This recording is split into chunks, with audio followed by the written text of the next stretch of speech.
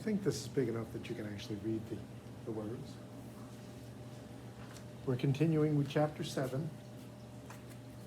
This should be the last, maybe it's the last video. Depends on how long it takes me to get through this.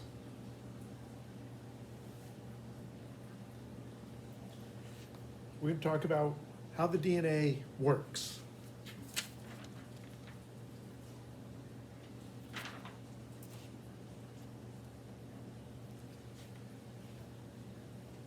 So it's two strands that, because of hydrogen bonds, curl. So you've got a strand and another strand, and they're cross-connected. And if you've got a G on this side, there's a C on that side. If there's a C on this side, there's a G on that side. So if you know what's on one side, you know what's on the other side. They're not matched, but they're what's called complementary.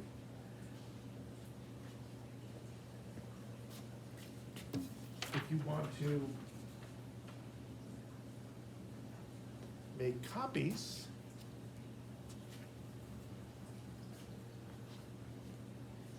you put that big old enzyme on here that I talked about that slides along the DNA. And what it does is it separates out the strands and then builds a new second strand where the original used to be. So like where this is an A, there'd eventually be a T here, and T, there'd be an A there. So it travels down the DNA, and what comes out behind it are two matching copies that will eventually separate completely. Because when it lets go at the end, it does separate those two strands out. It doesn't leave them connected.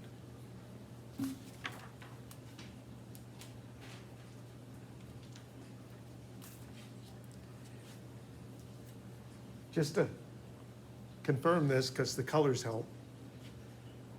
When you make copies, half of the copy is original side and half of the copy is new side. So for both of these copies, half of the original is there, that's the blue, and half of it has been built new. That's the, I don't know, brown, beige, not sure what color that is.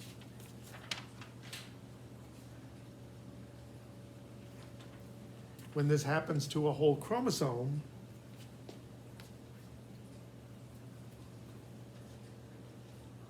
this is all packaged, right? The centromere holds them together. So you made a copy, the two copies stay connected. Eventually you'll separate them out and, as it says, distribute them to daughter cells. We call them sister chromatids.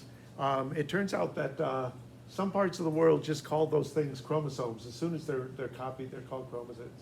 We like to differentiate between the connected chromosomes, call them that, and the separated ones, which then we're going to call chromosomes.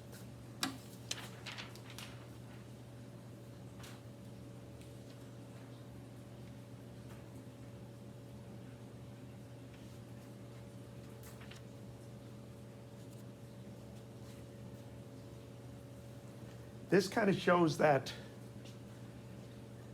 the matchups are, well, it doesn't really show it very well. Here, it shows it. This matchup involves a short partner and a long partner, and a short partner and a long partner. And so when they match up together, they keep these two strands the same distance apart. Now, part of making new copies is there's molecules that kind of track and follow along that are called proofreaders, which do what you would think they would do. They check to make sure that the copies are being made right, that it reads right. And one of the things that can happen sometimes is if you put the wrong thing in place, if you put two short ones together, then the two strands have a little dent. If you put two long ones together, then the strand has a bump. And one of the simpler proofreaders follows along the copies, and if it hits a dent, it goes up and it grabs the big molecule that's making the copies. It goes, okay, come back here, come back here, come back here. Separates out the strands, says try again, and it goes along and hopefully makes it right this time. And there's other ways that You know, if you get the wrong short one or the wrong long one, even though they don't push the edges out, there are ways to check that. Sometimes you get extra stuff stuck in along the strip that there didn't used to be there. So we'll talk about mutations. There's all sorts of different mutations.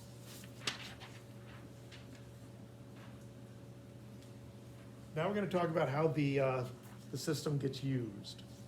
Incidentally, making copies of DNA is called replication, making replicas.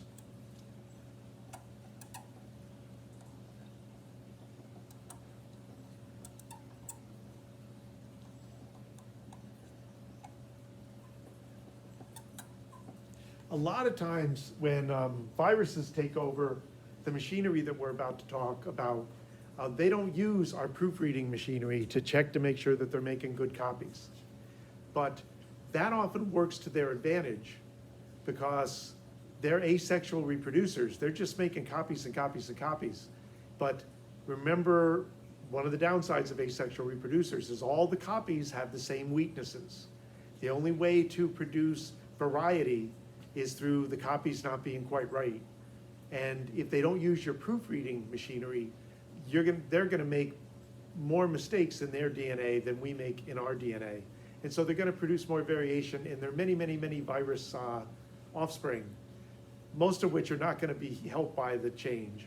Some of them might have some kind of advantage. It turns out that coronavirus actually does use a decent amount of our proofreading. So it's a much more stable, even though you can find mutations, the mutations are kind of minor for the most part. So this is how proteins get made.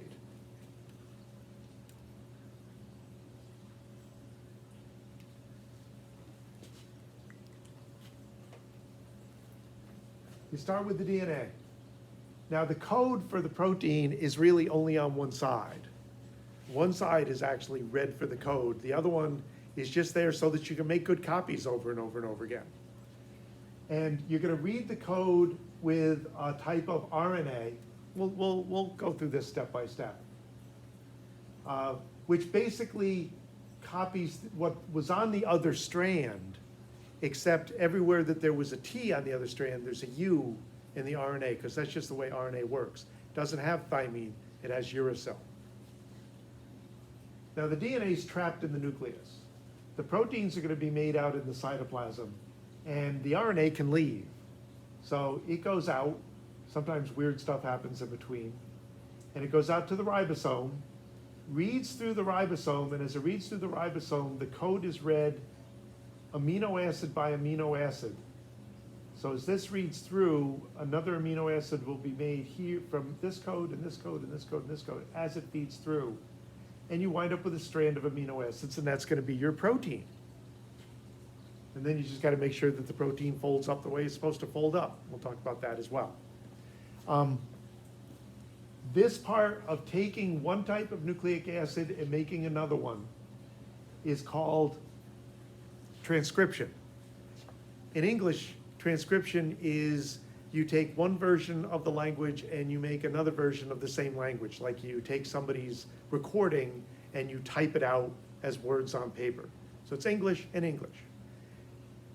Out here, you're taking the DNA sequence, the nucleic acid sequence, and making an amino acid sequence from it. So you're kind of changing the language. And this is called translation, changing one language into another language. So, you know, they kind of did a good job of coming up with the right words, English words to apply here.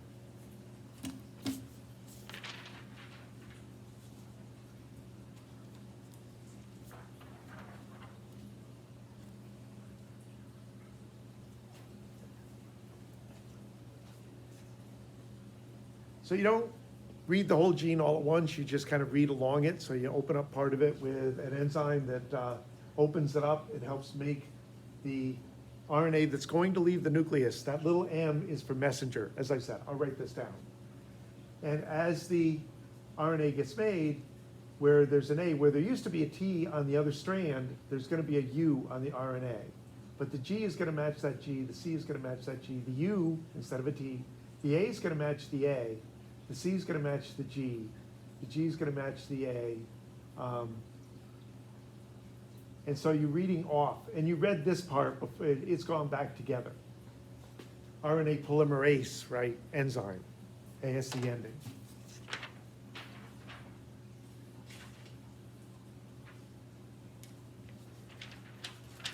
Another picture of the same thing.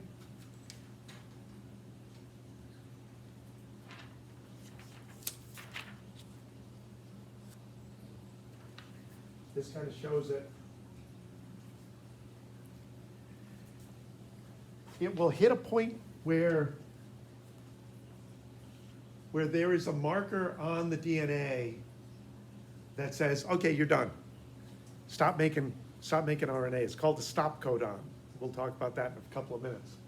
And so this grabs a hold, starts to make the RNA, moves itself along, keeps opening and making more and more messenger RNA. And then it hits the end. This comes loose, this comes loose. And away it goes.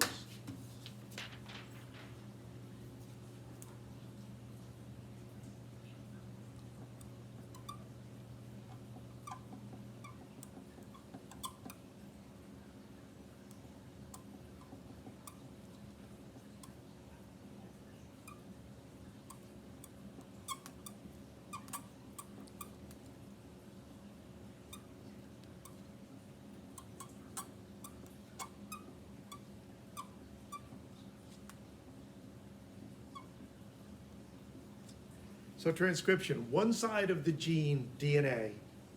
So the gene stretch, only one side's used. And it's used to make a similar molecule called messenger RNA.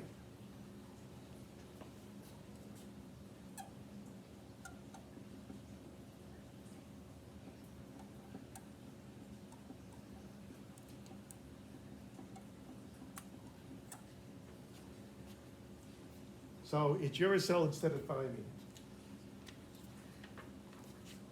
Now I'm going to mention this, but it's not actually, I don't expect you to remember it, although I may ask it as a bonus question. The system gets weirder.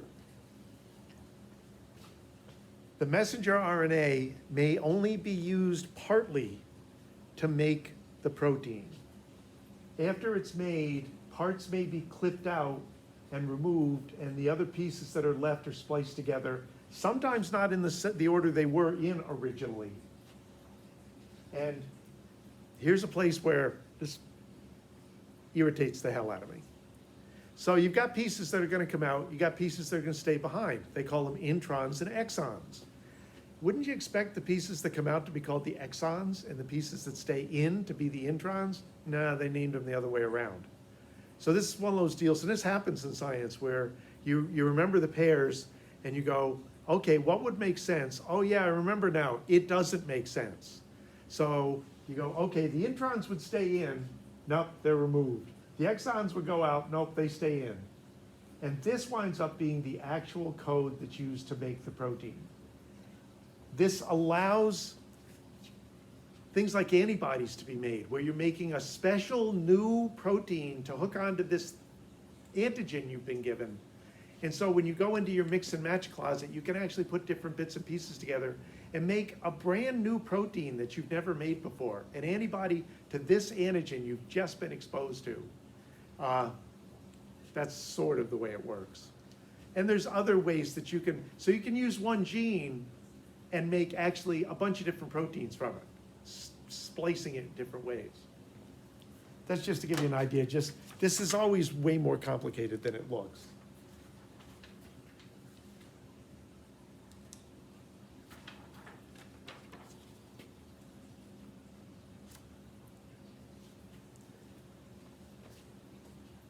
Now the picture of the ribosome we had before, where it looked a little bit like an acorn, where the messenger RNA was feeding along the cap of the acorn, that actually is a closer depiction of what a real ribosome looks like than this.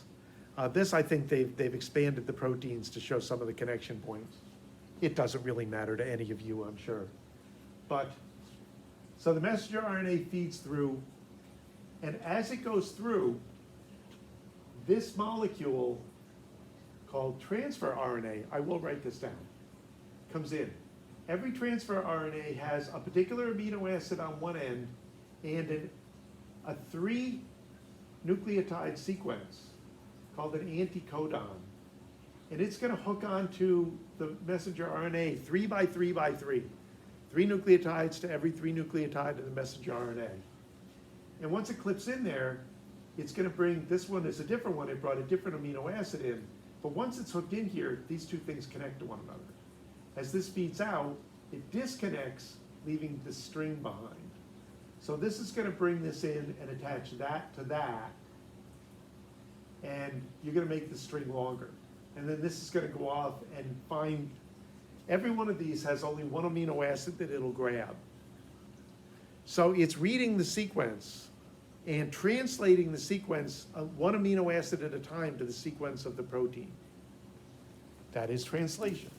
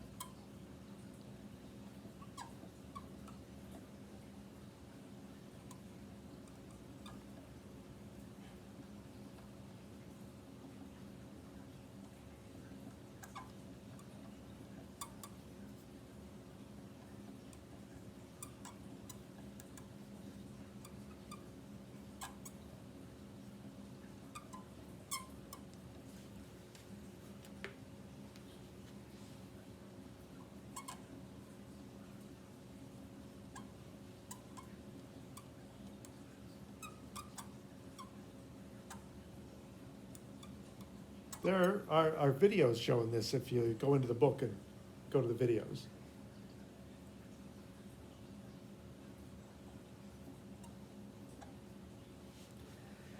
So as the messenger RNA feeds through the ribosome, remember that the DNA gene code is a 3-to-1 code. 3 nucleotides are going to be used to make to get one amino acid in the string of the protein. This is how this works. As the messenger RNA feeds through, the transfer RNA, so the messenger RNA feeds through 3 by 3 by 3. The transfer RNA comes in with its little 3 anticodons and hooks on. And up here on my elbow is an amino acid, and it hooks on to the growing string of amino acids, and it lets go of it and goes off. So you're building, in the ribosome, you're gradually building the string that's going to be the protein by having transfer RNAs come in, hook in, drop an amino acid, go off. Another one comes in, hooks in, connects an amino acid to the string, lets go of it, goes off. How does this really work?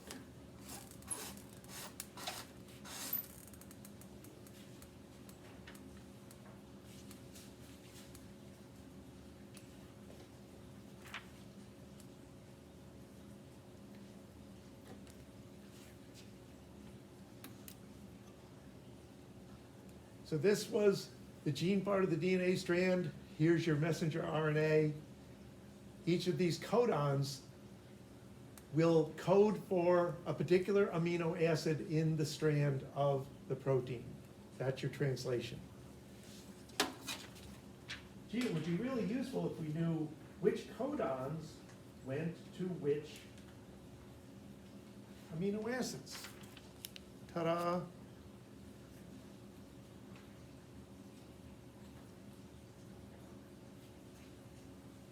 Yeah, I like this one better.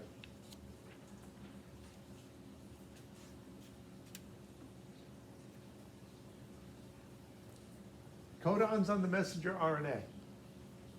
So this was made from the DNA. You'll notice it has U's in it. If you take one codon, say it's AAA. Here's A, the first letter. So now you're looking just in here. Here's A for the second letter. Now we're just looking in here. Here's A for the third letter. Now we're just looking in this box.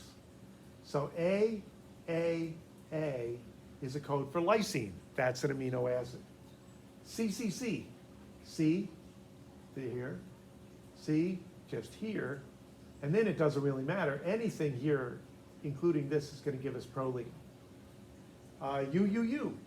U gives us phenylalanine. G, and G gives us glycine. You'll notice that a lot of times the same amino acid shows up a bunch of times because we only use 20 to 21 amino acids, and there's way more than 20 to 21 boxes here. Now that means that the code is what they call a robust code. If you do have a mutation that swaps one nucleotide for another one, say you got AAG instead of AAA, so here's AAA. If it's AAG instead, you get the same amino acid you were going to get. Is that sometimes when you change them to an amino acid that works the same way, or pretty much the same way in the string. Remember, they connect to one another in the string in order to give it its overall shape, produce the little patterns inside the protein. And so there's a lot of what they call point mutations, where one change in one nucleotide in your string, and a lot of times gives you the same or a similar amino acid when you change one nucleotide in the code to another nucleotide in the code. Now, I'm going to expect you to be able to take a gene sequence, make a messenger RNA sequence from it, and then use this table to give me an amino acid sequence. So, is that you've got these linked to in the book. There's a couple of them that you can link to in the book. And so you should, I mean, you're doing this at home, you don't necessarily need to practice it, but before you give me a final answer on the exam, you probably should practice it.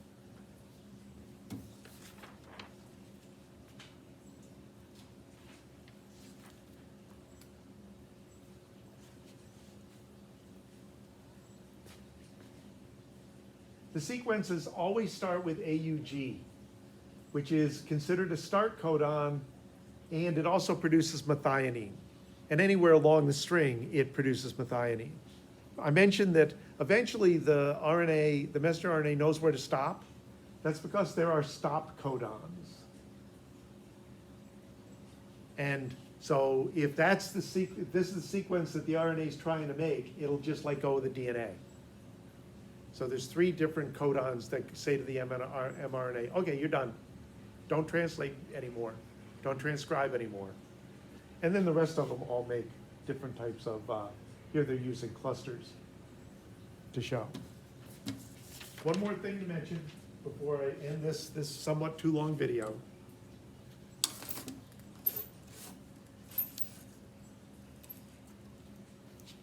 I'm going to squeeze it in here even though I shouldn't.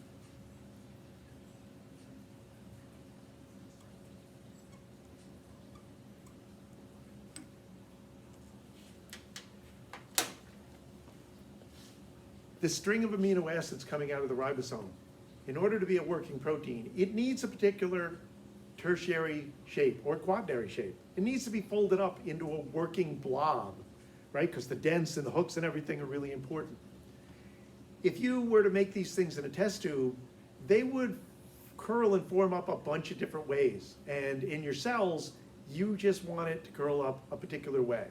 Maybe you want it to originally form in a non-working shape, like if you're making it digestive enzymes, you don't want to digest the cell that's making it. So you'll make a non-working shape and then activate it when it gets into your intestines. There are proteins kind of waiting for these things to come out that are kind of like going, okay, this needs to bend here, this needs to curl, this needs to, chaperonins will make the protein take the right shape. Whether it's an active shape or a temporarily inactive shape, that's what the chaperonins do. It makes sure your proteins wind up in the right shape to do what's needed at that particular time. We talked about prions earlier. Prions are kind of like chaperonins out of control. Prions will take a shaped protein that's doing something and reshape it into a prion, which means not only do you now have more prions messing with your molecules, But every molecule it changes is a molecule that's not doing the job it was supposed to do. And as you get more and more of those, the job doesn't get done and your cells get messed up. I may ask you about that again. Okay, that's where we're gonna stop for this one. I have one more video to go.